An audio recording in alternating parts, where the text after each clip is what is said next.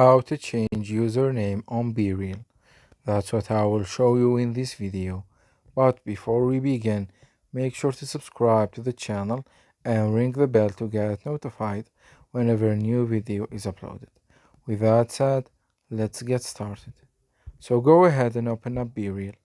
And once you do that, you want to click on the profile picture at the top right, and then click on the three dots at the top right corner.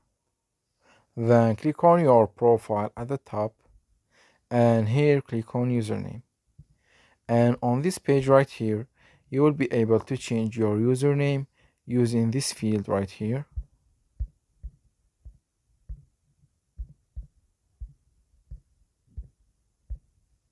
And once you are done, click on change username at the bottom to save the changes.